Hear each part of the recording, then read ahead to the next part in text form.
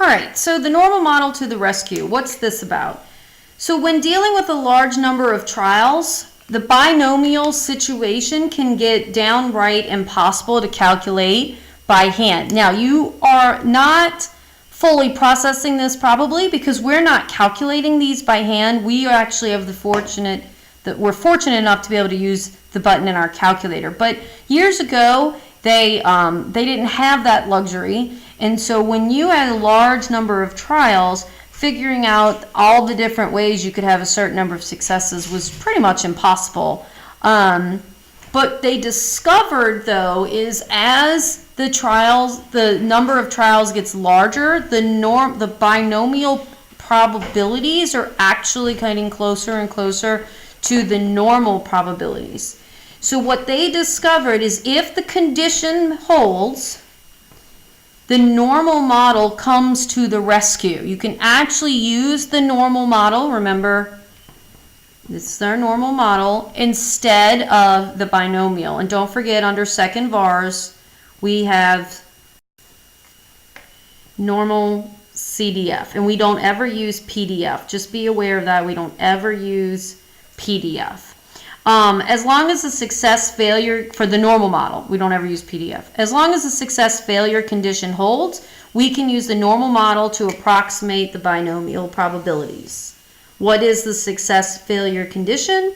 A binomial model is approximately normal if we expect at least 10 successes and at least 10 failures. If we expect at least 10 successes and at least 10 failures, that means we're dealing with enough trials that this situation is going to be approximately normal.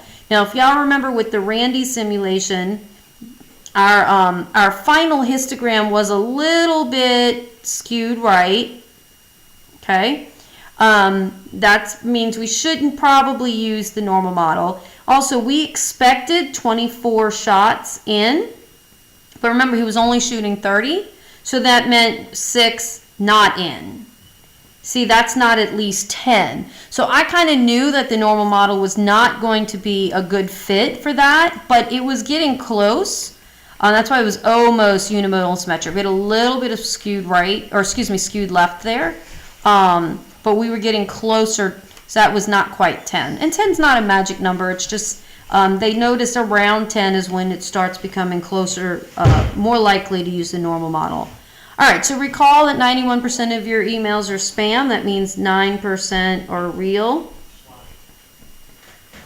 With this in mind, you recently installed a spam filter. You observed that over the past week, it okayed only 151 out of 1,422. That's N, talking about a much bigger N now.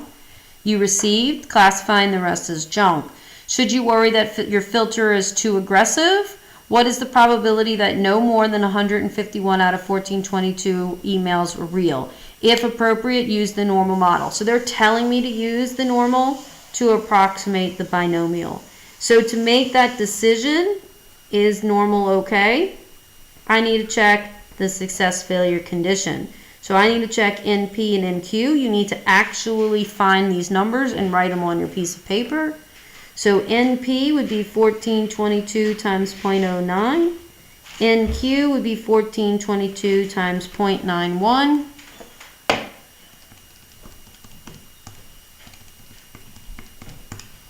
Calculate those. I get 127.98 and 1294.02, both of which are greater than or equal to 10.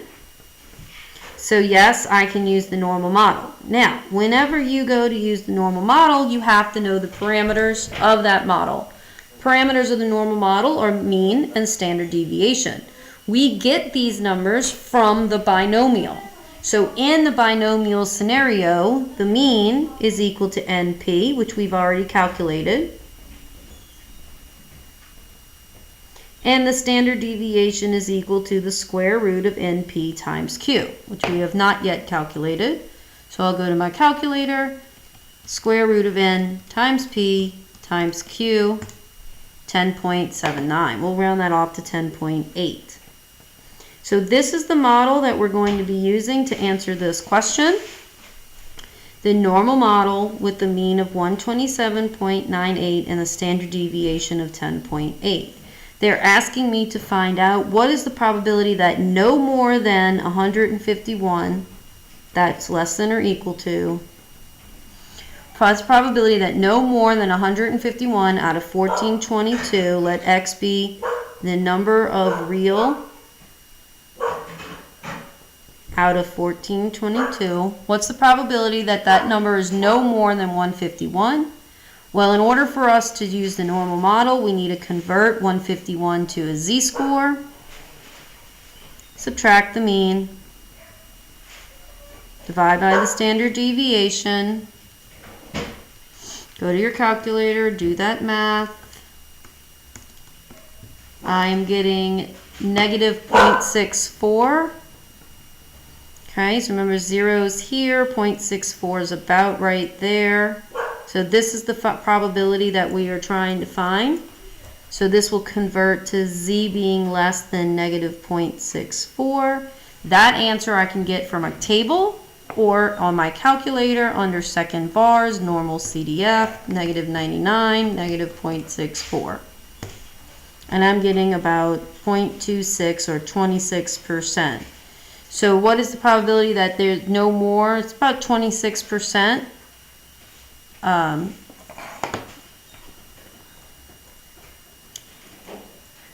What does that tell me about the filtering? It's pretty low probability that no more than 151, fairly low. So it might be a little aggressive, but probably not too aggressive. All right, what can go wrong? Please make sure you read through these, especially don't confuse the two.